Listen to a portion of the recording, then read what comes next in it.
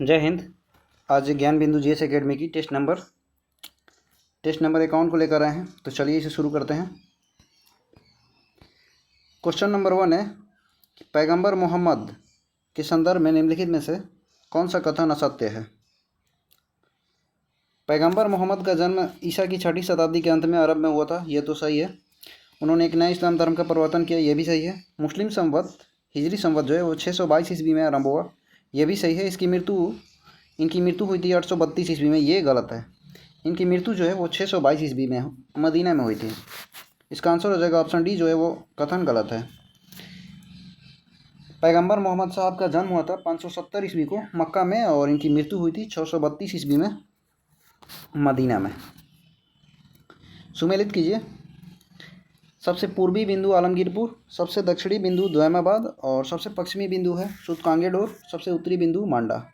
ये हड़प्पा सभ्यता का चौहद्दी है और चारों ही सही है। इसका आंसर हो जाएगा 1, 2, 3, 4। सबसे पूर्वी बिंदु जो है वो आलमगीरपुर, वो उत्तर प्रदेश में हिंडा नदी के किनारे है। और पश्चिमी बिंदु सूतकांगेडोर है जो दास्क नदी के किनारे पाकिस्तान में है। और उत्तरी बिंदु मांडा है चिनाब नदी के किनारे जम्मू कश्मीर में। और दक्षिणी बिंदु जो है वो द्वैमाबाद, वो गोदावरी नदी के तट पे है। टीपू सुल्तान के विरुद्ध अंतिम युद्ध में अंग्रेजी सेना का नेतृत्व किसने किया था। तो देखिए, मैसूर और अंग्रेजी सेना के बीच टोटल 4 युद्ध हुए थे। प्रथम आंग्ल मैसूर युद्ध हुआ था 1767 से 1769 के बीच। इसमें हैदर अली और अंग्रेज़ों के बीच हुआ था और ये युद्ध मद्रास की संधि से समाप्त हुआ था। दूसरा आंग्ल मैसूर युद्ध हुआ 1780 से 84 के बीच, और इसमें हैदर अली की मृत्यु 1782 में हो जाती है। तो उसके बाद का जो लड़ाई है वो टीपू सुल्तान लड़ाई लड़ते हैं, और ये इस युद्ध की समाप्ति होती है मंगलौर की संधि से। उसके बाद तीसरा युद्ध है, तीसरा आंग्ल मैसूर युद्ध, वो 1790 से 92 तक चलता है और ये श्रीरंगपट्टनम की संधि से समाप्त होता है। और अंतिम युद्ध जो है वो 1799 में टीपू सुल्तान और डेविड वेयर्ड के बीच होता है, और इस युद्ध में टीपू सुल्तान मारा जाता है। तो इसका आंसर हो जाएगा ऑप्शन ए। निम्नलिखित में से कौन एशियाटिक सोसाइटी ऑफ बंगाल के गठन से संबंधित नहीं है। तो एशियाटिक सोसाइटी ऑफ बंगाल के गठन से संबंधित नहीं है, आंसर होगा option D, Cornwallis. Asiatic Society of Bengal की स्थापना 1784 में विलियम जोन्स और उनके सहयोगियों ने की थी। भारत छोड़ो आंदोलन के दौरान किन किन जगहों पर समानांतर सरकार की स्थापना की गई। तो भारत छोड़ो आंदोलन के दौरान समानांतर सरकार की जो स्थापना है कुल 5 जगहों पर की गई थी, और ये 1943 से 45 के बीच इसकी स्थापना की गई थी। बलिया में था, कुल 4 जगहों पे थी। बलिया में था, तामलुक में था, सतारा में और एक तलचर में था, झांसी में नहीं था। तो इसका आंसर हो जाएगा 1, 3, 4, ऑप्शन बी। हरिजनों की अक्षमता के लिए ऊंची जातीय जिम्मेदार है, ये कथन किसका है। तो हरिजनों की अक्षमता के लिए ऊंची जातीय जिम्मेदार है, ये कथन एच.जे. खांडेकर का है, आंसर होगा ऑप्शन बी। बंगाल विभाजन के संदर्भ में निम्नलिखित में से कौन सा कथन सही नहीं है। बंगाल विभाजन के समय भारत का वायसराय लॉर्ड कर्जन था, ये तो सही है। विभाजन में बंगाल के पूर्वी भाग को उड़ीसा में मिला दिया गया। विभाजन में बंगाल के पूर्वी भाग को उड़ीसा में, पूर्वी भाग को नहीं, पूर्वी भाग बांग्लादेश था और इसकी राजधानी ढाका में थी। पश्चिमी भाग में बिहार, बंगाल, उड़ीसा आते थे। तो ये जो है गलत है। इसके विरोध में उपजे स्वदेशी आंदोलन को आंध्र के डेल्टा इलाकों में वंदे मातरम आंदोलन कहा जाता था, ये भी सही है। तो इसका आंसर हो जाएगा 1 और 3 सही है और 2 गलत है। कौन सही नहीं है, तो 2 सही नहीं है, केवल 2 सही नहीं है, आंसर होगा ऑप्शन बी। भक्ति आंदोलन के संदर्भ में निम्नलिखित कथनों पर विचार कीजिए। भक्ति आंदोलन का प्रारंभ जो है वो तमिल देश के अलवार तथा नैनार संतों ने किया था, सही है। भक्ति आंदोलन के समर्थक जो है अधिकांश संत महात्मा अब्राह्मण थे, मतलब ब्राह्मण नहीं थे, तो ये भी सही है। और भक्ति आंदोलन के संतों ने धार्मिक कर्मकांड का खंडन किया, ये भी सही है। 1, 2, 3 सभी सही है, आंसर हो जाएगा ऑप्शन डी। क्वेश्चन आएगा कि उत्तर भारत में भक्ति आंदोलन, मतलब कि भक्ति आंदोलन का श्रेय किसे जाता है, तो आंसर होगा रामानंद। और एक क्वेश्चन आएगा कि वो कौन सी एक अलवार महिला संत का नाम बताइए। भक्ति आंदोलन के दौरान एक अलवार महिला संत का नाम बताइए, तो आंसर हो जाएगा अंडाल। मुगल साम्राज्य कई इकाइयों में बटा हुआ था, उसका सही क्रम क्या है। तो सबसे छोटे था गांव, गांव से मिलके परगना बनता था, और परगना से मिलके सरकार, और सरकार से मिलकर सूबा बनता था। आंसर हो जाएगा ऑप्शन ए। भारत में पहला फैक्ट्री कानून किस वर्ष बना था? तो पहला फैक्ट्री कानून बना था भारत में 1881 में लॉर्ड लीटन के टाइम पर। आंसर हो जाएगा ऑप्शन सी। अंग्रेजों की पंजाब विजय के संदर्भ में विचार कीजिए। 1845 ईस्वी में पहला अंग्रेज सिख युद्ध शुरू हुआ और खालसा की हार के साथ ये युद्ध समाप्त हुआ। 1845 में प्रथम आंग्ल सिख युद्ध होता है और खालसा की हार के साथ समाप्त होता है, ये तो सही है। पंजाब पर जिस समय अंग्रेजों का कब्जा हुआ उस समय डलहौजी गवर्नर जनरल था, ये भी सही है। और 1848 में अंग्रेजों के खिलाफ कई विद्रोह हुए, उसके बाद कोई दूसरा अंग्रेज सिख युद्ध, उसके बाद दूसरा अंग्रेज सिख युद्ध हुआ, ये भी सही है। 1 2 3 सभी सही है। इसका आंसर हो जाएगा ऑप्शन डी, इसका सही होगा। 1 2 3 सभी सही है। किन दो जैन तीर्थंकरों के नामों का उल्लेख ऋग्वेद में मिलता है? तो ऋग्वेद में ऋषभदेव और अरिष्टनेमी, इन दोनों के नामों का उल्लेख मिलता है। आंसर हो जाएगा ऑप्शन डी। जैन धर्म के प्रथम तीर्थंकर कौन थे या संस्थापक कौन थे? तो आंसर हो जाएगा ऋषभदेव। और अंतिम कौन थे? तो महावीर स्वामी 24वें तीर्थंकर थे। आर्यों के मूल निवास स्थान को लेकर विभिन्न विद्वानों का विचार मिलान कीजिए। मैक्स मूलर ने आर्यों का जो निवास स्थान है वो मध्य एशिया बताया है, तो ए का 4 हो जाएगा। आगे ऑप्शन मिलाते हैं। तो देखिए सी में दिया है ए का 4, बी का 3 बाल गंगाधर तिलक ने उत्तरी ध्रुव बताया है, और सी का 1 है दयानंद सरस्वती ने तिब्बत में बताया है, और गंगानाथ झा ने ब्रह्मर्षि देश में बताया है, और एक है प्रोफेसर पेनका ने बताया कि जर्मनी से आर्य आए थे। भारत में स्वराज पार्टी की स्थापना निम्नलिखित में से किन कारणों से की गई थी? पहला कारण है कि गांधी जी द्वारा असहयोग आंदोलन वापस लेना, यह तो सही है। काउंसिल में प्रवेश कर अंग्रेजों को मनमाने ढंग से कार्य न करने देने के लिए, यह भी सही है। भारतीयों द्वारा उस आशय की अनुभूति कि उन्हें प्रशासन का अनुभव प्राप्त करना चाहिए, यह सही नहीं है। आंसर होगा 1 और 2 केवल। ऑप्शन है इसका सही होगा। स्वराज पार्टी की स्थापना कब हुई थी? तो 1923 में हुई थी, और इसकी स्थापना किसने किया था? तो चित्तरंजन दास और मोतीलाल नेहरू ने किया था। विजयनगर के विरुद्ध तालीकोटा के युद्ध में किन 3 राज्यों ने संगठन बनाकर आक्रमण किया था? तो विजयनगर का विरुद्ध तालीकोटा का जो युद्ध हुआ था वो 1565 ईस्वी में हुआ था। इसमें विजयनगर और बहमनी साम्राज्य के बीच हुआ था, और बहमनी साम्राज्य में आते थे गोलकुंडा, बीजापुर और अहमदनगर। तो इसका आंसर हो जाएगा 1 2 3। तालीकोटा के युद्ध को किस और नाम से जानते हैं? तो आंसर हो जाएगा आपका राक्षसी तांगड़ी का युद्ध के नाम से भी इसे जाना जाता है। स्वतंत्रता के बाद पैदा होने वाला या होने वाली भारत की पहली राष्ट्रपति कौन है? तो वो हो जाएगी द्रौपदी मुर्मू। इनका जन्म हुआ था उड़ीसा में, और ये संथाल जनजाति से है। प्रश्न आ गया कि प्रथम आदिवासी महिला राष्ट्रपति कौन है? तो उसका आंसर हो जाएगा द्रौपदी मुर्मू। और प्रथम दलित राष्ट्रपति कौन है? तो वो हो जाएंगे KR नारायण। और द्वितीय दलित राष्ट्रपति कौन हो जाएंगे? तो आंसर हो जाएगा रामनाथ कोविंद। और हो जाएगा कि सबसे युवा राष्ट्रपति कौन थे? तो हो जाएगा नीलम संजीव रेड्डी। निर्विरोध चुने जाने वाले युवा राष्ट्रपति, निर्विरोध चुने जाने वाले राष्ट्रपति कौन थे? तो उसका भी आंसर हो जाएगा नीलम संजीव रेड्डी। 1857 के विद्रोह के बाद अंग्रेजों द्वारा किए गए अहम बदलाव के संदर्भ में निम्नलिखित कथनों पर विचार कीजिए। ब्रिटिश मंत्रिमंडल के एक सदस्य को भारत राज्य के सचिव के रूप में नियुक्त किया गया, यह तो सही है। भारत के गवर्नर जनरल को इंग्लैंड के राजा या रानी का निजी प्रतिनिधि घोषित किया गया, यह भी सही है। मुसलमानों की ज़मीन और संपत्ति बड़े पैमाने पर जब्त की गई, ये सही नहीं, ये गलत है। ऑप्शन 3 जो है वो गलत है। 1 और 2 सही है। तो क्वेश्चन बोल रहा है कि कौन सा सही नहीं है, तो केवल 3 जो है वो सही नहीं है। आंसर हो जाएगा ऑप्शन सी। लुसितानिया नामक जहाज किस देश का था? तो लुसितानिया जहाज किसका था? तो लुसितानिया जहाज जो था वो ब्रिटेन का था। आंसर हो जाएगा ऑप्शन सी। और लुसितानिया जहाज़ को जर्मनी ने मार गिराया था, डुबो दिया था। इसी कारण प्रथम विश्व युद्ध में ब्रिटेन ने हिस्सा लिया। प्रथम विश्व युद्ध का तत्कालिक कारण क्या था? तो ऑस्ट्रिया के राजकुमार की सेरेजो में हत्या कर दी गई थी। क्वेश्चन आएगा कि कामागाटामारू नामक जहाज़ किस देश का था? तो कामागाटामारू जहाज़ जो था वो था जापान का। मार्च 1946 में फ्रांस एवं वियतनाम के बीच होने वाला समझौता को किस नाम से जाना जाता है? तो इसे हनोई समझौता के नाम से जाना जाता है। आंसर हो जाएगा ऑप्शन बी। निम्नलिखित घटनाओं और समय को सुमेलित कीजिए। 1556 में क्या हुआ था? पानीपत की द्वितीय लड़ाई हुई थी। 1526 में पानीपत की प्रथम लड़ाई हुई थी। और 1761 में क्या हुआ था? पानीपत का तीसरा लड़ाई हुआ था। और 1739 में नादिर शाह ने आक्रमण किया था।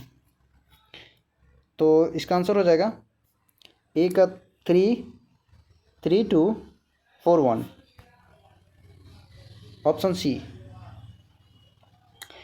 1977 में पंचायती राज व्यवस्था की समीक्षा के लिए गठित समिति की अध्यक्षता किसने की थी? तो 1977 में अशोक मेहता समिति बनी थी। आंसर हो जाएगा ऑप्शन बी। और इन्होंने पंचायती राज व्यवस्था का द्विस्तरीय मॉडल पेश किया था।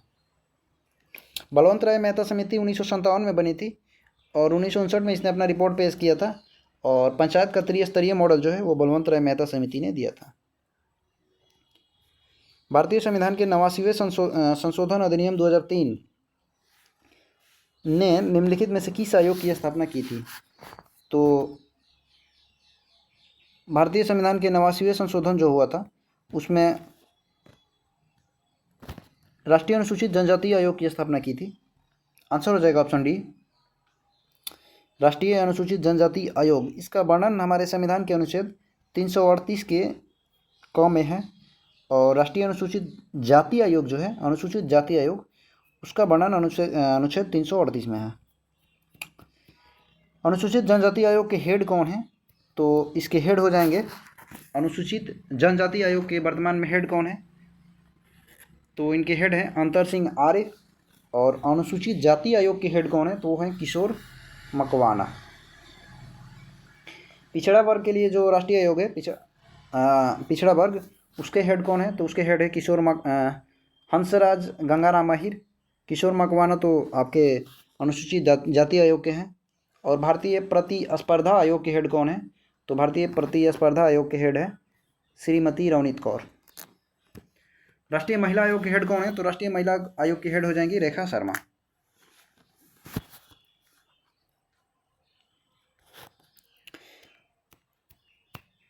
पिछड़ा वर्ग जो है इसका उल्लेख संविधान के अनुच्छेद कौन से में है? तो इसका अनुच्छेद 338 का बी हो जाएगा। अनुच्छेद 338 में अनुसूचित जाति आयोग का, 338 के क में हो जाएगा अनुसूचित जनजाति आयोग, और 338 का ख में पिछड़ा वर्ग हो जाएगा।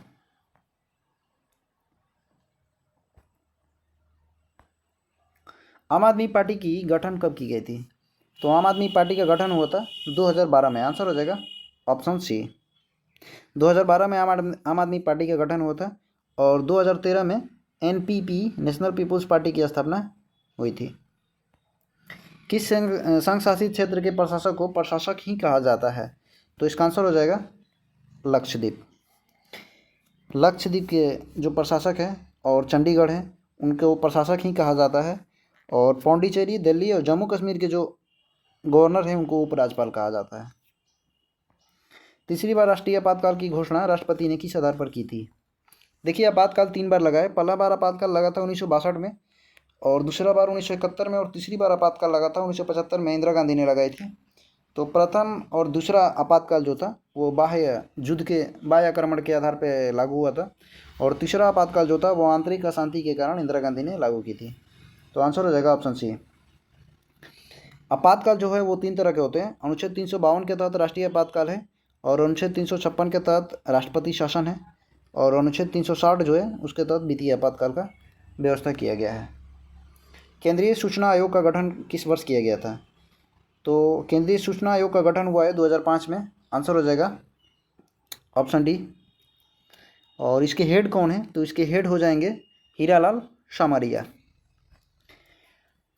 भारतीय संविधान के 21वें संशोधन में कोंकणी, मणिपुरी और नेपाली भाषाओं को डैश अनुसूची में शामिल किया गया है।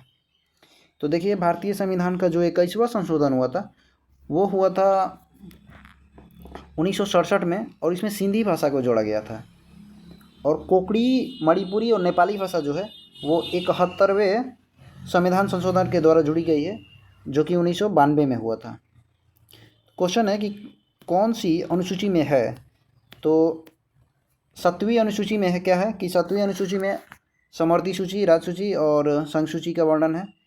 5वीं अनुसूची में क्या है कि 5वीं अनुसूची में है असम, मेघालय, मिजोरम, त्रिपुरा। 4वीं में राज्यसभा का बंटवारा है। 5वीं में अनुसूचित और जनजाति क्षेत्र का में शासन से संबंधित है। और 8वीं में है अनुसूचित 22 भाषाओं का जिक्र है। और 6ठी में असम, मेघालय, मिजोरम, त्रिपुरा आदि क्षेत्रों में जो जनजातीय प्रशासन है उसका उल्लेख किया गया है। तो भाषा जो है वो 8वीं में, आंसर हो जाएगा ऑप्शन सी। सरकार द्वारा अधिनियमित प्रत्येक कानून संविधान के अनुसार होना चाहिए। दिनेश गोस्वामी समिति का संबंध है निर्वाचन के सुधारों से, आंसर हो जाएगा ऑप्शन बी, निर्वाचन। राज्य विधानसभा का गठन संविधान के किस अनुच्छेद के तहत किया जाता है, तो राज्य विधानसभा का जो गठन है वो अनुच्छेद 170 के तहत किया जाता है, आंसर हो जाएगा ऑप्शन सी। और विधान परिषद का गठन होता है वो अनुच्छेद 169 के तहत होता है। और विधान परिषद की जो संरचना है वो अनुच्छेद 171 के तहत होती है। अनुच्छेद 163 जो है वो इसके अंतर्गत मंत्रिपरिषद का जो प्रधान होगा वो सीएम होगा। और अनुच्छेद 174 जो है वो विधानमंडल की बैठक से संबंधित है। किस राष्ट्रीय उद्यान में कछुआ की 4 प्रजातियां पाया जाता है, तो ये पाया जाता है भितरकणिका में, जो कि उड़ीसा में है, आंसर हो जाएगा ऑप्शन बी, भितरकणिका, उड़ीसा। सिमलीपाल कहाँ है, वो भी उड़ीसा में है। सुल्तानपुर कहाँ है, तो सुल्तानपुर जो नेशनल पार्क है, कमेंट कीजिएगा कहाँ है। केवला देवघाना पक्षी अभयारण्य जो है वो राजस्थान में है। नाभिकीय अभिक्रियाओं में क्या संरक्षित रहता है, तो नाभिकीय अभिक्रिया जो होती है उसमें केवल ऊर्जा संरक्षित रहता है, आंसर हो जाएगा ऑप्शन बी। भविष्य का ईंधन कौन सा है, तो हाइड्रोजन जो है वो भविष्य का ईंधन है, आंसर होगा ऑप्शन बी। निम्नलिखित में से कौन पारिस्थितिक तंत्र का अकार्बनिक घटक है, तो इसका आंसर हो जाएगा CO2। निम्नलिखित तिथियों में से किस दिन भारत में नागरिक सेवाएं दिवस मनाया जाता है, तो सिविल सर्विस डे मनाया जाता है 21 अप्रैल को, आंसर हो जाएगा ऑप्शन डी। और 21 जून को मनाया जाता है विश्व अंतर्राष्ट्रीय योग दिवस। समुद्री वातावरण में मुख्य प्राथमिक उत्पादक कौन से है, तो समुद्री वातावरण में मुख्य प्राथमिक उत्पादक जो है वो हो जाएंगे फाइटोप्लैंक्टन्स, आंसर हो जाएगा ऑप्शन सी। जनसंख्या का पारिस्थितिकी अध्ययन क्या कहलाता है, तो डेमिकोलॉजी हो जाएगा। किसी जीव में हानिकारक पदार्थों के एकत्रीकरण को क्या कहा जाता है, तो एकत्रीकरण जैव संचयन हो जाएगा। फ्लाइंग गिलहरी एवं लायन टेल्ड मकाक किस क्षेत्र की एक विशिष्ट स्थानिक प्रजाति है, तो ये कहाँ की स्थानिक है, तो आंसर हो जाएगा पश्चिमी घाट के। पश्चिमी घाट को और किस नाम से जाना जाता है, तो सह्याद्री के नाम से जाना जाता है। इसकी सर्वोच्च चोटी कौन सी है, तो इसकी सर्वोच्च चोटी हो जाएगी कलसुआई।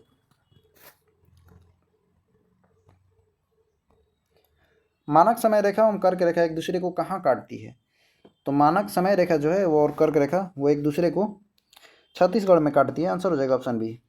मानक समय रेखा भारत के कुल 5 राज्यों से होकर गुजरती है, उत्तर प्रदेश, मध्य प्रदेश, उड़ीसा, छत्तीसगढ़ और आंध्र प्रदेश। और कर्क रेखा जो है भारत के कुल 8 राज्यों से होकर गुजरती है। किस परियोजना को कनाडा बांध के नाम से जाना जाता है, तो मयूराक्षी परियोजना को जाना जाता है। और मयूराक्षी परियोजना है कहाँ, तो इसका आंसर हो जाएगा ये पश्चिम बंगाल में है। किशनगंगा परियोजना कहाँ है, तो ये जम्मू कश्मीर में है। बगलिहार परियोजना भी जम्मू कश्मीर में है। और तुंगभद्रा परियोजना जो है वो कर्नाटक में है। नोट छापने की कागज़ बनाने का सरकारी कारखाना कहाँ है, तो नोट छापने का जो सरकारी कारखाना है वो हो आंसर हो जाएगा ऑप्शन बी, होशंगाबाद। नेपानगर में क्या है कि अखबारी कागज़ है। और बैंक नोट प्रेस कहाँ है, तो बैंक नोट प्रेस जो है वो देवास में है। और मुद्रा नोट प्रेस पूछेगा तो वो हो जाएगा नासिक में। किस पंचवर्षीय योजना में कृषि क्षेत्र में औसत वृद्धि दर सर्वाधिक रहा है, तो 8वीं पंचवर्षीय योजना में रहा, आंसर हो जाएगा ऑप्शन सी।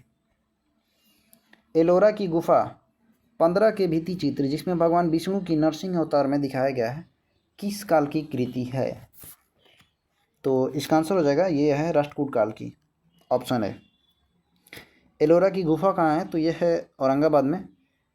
औरंगाबाद का नाम परिवर्तित करके क्या बना दिया गया है? तो वो हो जाएगा संभाजी नगर। निम्नलिखित में से कौन सा एक कथन प्राचीन भारत की श्रेणी व्यवस्था के बारे में असत्य है, गलत है?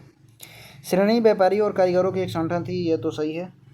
उत्पादित वस्तुओं की गुणवत्ता और कीमत संबंधी श्रेणी द्वारा निर्धारित की जाती थी, ये भी सही है।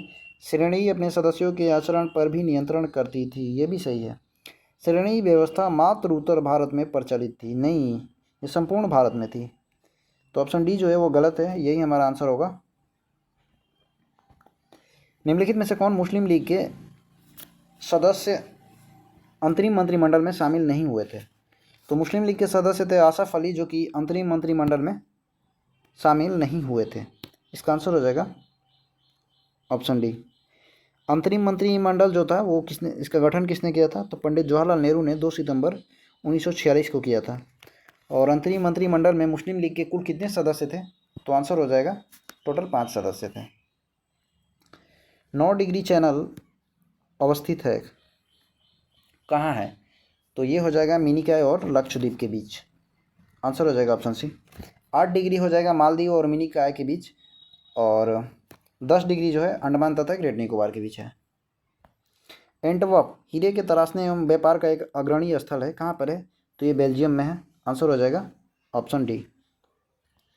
राष्ट्रीय अनुसूचित जनजाति आयोग के प्रथम अध्यक्ष कौन थे?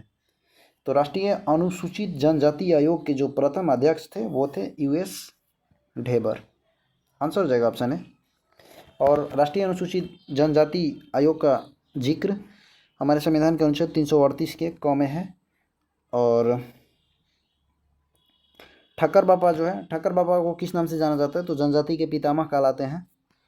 हंसराज गंगाराम आहिर जो है वो पिछड़ा वर्ग के चीफ है, पिछड़ा वर्ग आयोग के जो हेड है वो है चीफ है।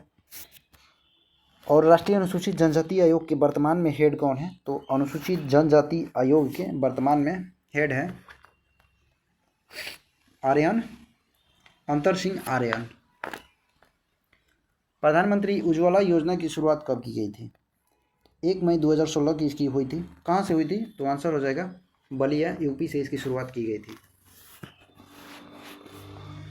कौन सी किस्म गेहूं की एक HIV नहीं है?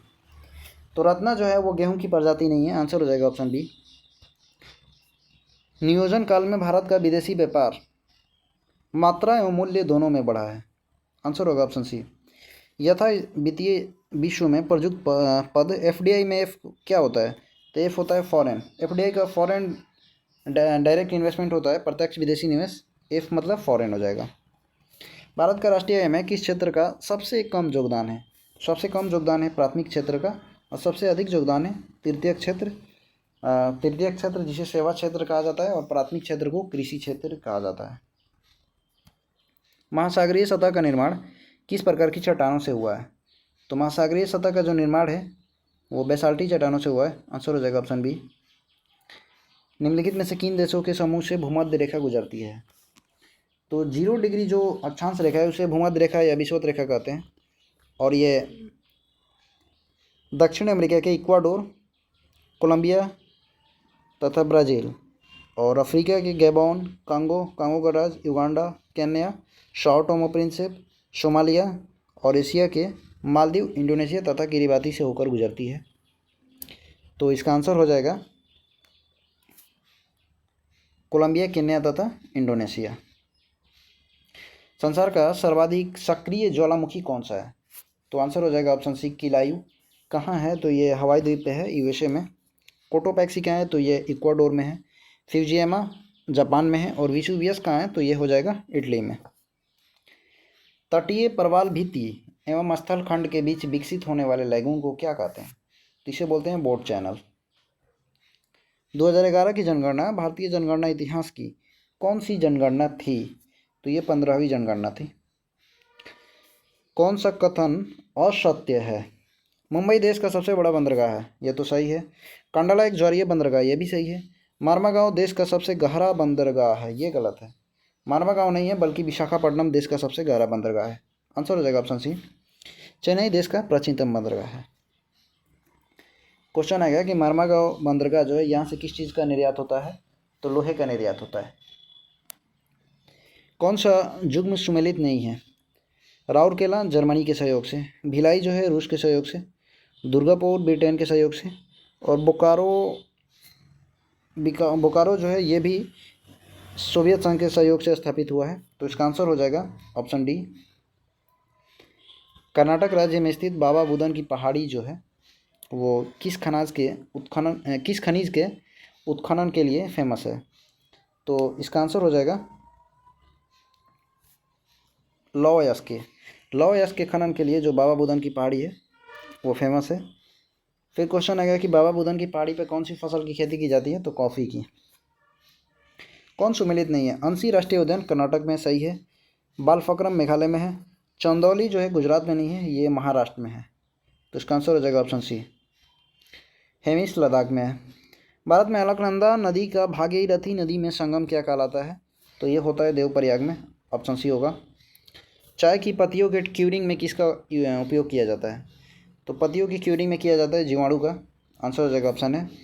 चाय में क्या पाया जाता है? तो चाय में थीन पाई जाती है और कॉफ़ी में कैफीन पाई जाती है। चाय की खेती जो होती है वो 1 साल में 2 बार होती है, और कॉफ़ी की खेती जो होती है 4 साल में 1 बार होती है। गूदेदार थैलमस किसमें खाने योग्य होता है? तो गूदेदार थैलमस जो है वो होता है सेब में। आंसर हो जाएगा ऑप्शन डी। निम्नलिखित फसलों में से ब्लास्ट रोग किससे संबंधित है? तो ब्लास्ट रोग चावल में से, धान की खेती से संबंधित है। कौन सा जीव त्रिकोरकी नहीं होते हैं? तो प्लैटीहेल्मिन्थेस जो है त्रिकोरकी नहीं होते हैं। हमारी छोड़ी हुई सांस की हवा में CO2 की मात्रा लगभग कितनी होती है? तो 4% होती है। ग्रोथ हार्मोन कहाँ से स्रावित होता है? ग्रोथ हार्मोन जो होता है वो पिट्यूटरी से होता है, और ये कहाँ पाया जाता है? तो मस्तिष्क में पाया जाता है। निम्नलिखित धातु युग्मों में से किस एक में क्रमशः सबसे हल्की धातु और सबसे भारी धातु है? सबसे हल्की लिथियम, सबसे भारी ओस्मियम। आंसर होगा ऑप्शन बी। अम्लों में से किसको बेकिंग पाउडर के निर्माण में यूज किया जाता है? तो टार्टरिक एसिड का यूज किया जाता है। आंसर हो जाएगा ऑप्शन सी। टार्टरिक एसिड कहाँ मिलता है? तो ये इमली में मिलता है।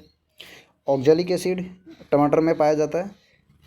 क्वेश्चन आएगा कि लैक्टिक अम्ल क्या होता है? कि हमारे मांसपेशियों में थकान का ये मुख्य कारण होता है। लैक्टिक अम्ल के जमाव के कारण ही हमारी मांसपेशियाँ थक जाती है। और बेंजोइक अम्ल जो होता है इसको किसी खाद्य पदार्थ को सुरक्षित रखने के लिए बेंजोइक एसिड का यूज किया जाता है। जंग क्या है? तो जंग एक प्रकार का यौगिक है। किसकी उपस्थिति के कारण पीतल का रंग हवा में फीका पड़ जाता है? हाइड्रोजन सल्फाइड से ये रिएक्शन कर लेता है। यदि चुंबकीय छड़ के उत्तरी या दक्षिणी ध्रुव के पास कोई प्रतिचुंबकीय पदार्थ लाया जाता है तो यह क्या होगा? तो यह ध्रुवों द्वारा प्रतिकर्षित होगा। आंसर हो जाएगा ऑप्शन बी। एटम बम किस सिद्धांत पे काम करता है? तो एटम बम जो है वो नाभिकीय विखंडन पे काम करता है, और हाइड्रोजन बम कौन से? तो नाभिकीय संलयन पे। सूर्य में ऊर्जा का स्रोत का मुख्य कारण क्या है? तो नाभिकीय संलयन है। लेंज का नियम किसके संरक्षण के नियम का नतीजा है? तो लेंज का नियम जो है वो ऊर्जा संरक्षण के नियम का रिजल्ट है। आंसर हो जाएगा ऑप्शन है। ध्वनि के वेग पर किस चीज़ का प्रभाव नहीं पड़ता है? तो प्रेशर का प्रभाव नहीं पड़ता है। निकट दृष्टि दोष दूर करने के लिए कौन सा लेंस यूज किया जाता है? तो निकट दृष्टि में होता है अवतल कनकेव लेंस। आंसर होगा ऑप्शन बी। और दूर दृष्टि में होता है कन्वेक्स उत्तल लेंस। जब वाष्प द्रव में घनीभूत होता है जब वाष्प जो होता है वो द्रव में घनीभूत होता है तो क्या करता है? तो यह ऊष्मा का निष्कासन कर देता है। एक गेंद को क्षैतिज से किस कोण पर फेंका जाए कि वो अधिकतम दूरी तय करे? तो अधिकतम दूरी तय करने के लिए किसी भी चीज़ को 45 डिग्री के एंगल पर फेंकना होगा, और अधिकतम ऊंचाई प्राप्त करने के लिए 90 डिग्री के एंगल पर फेंका जाना चाहिए।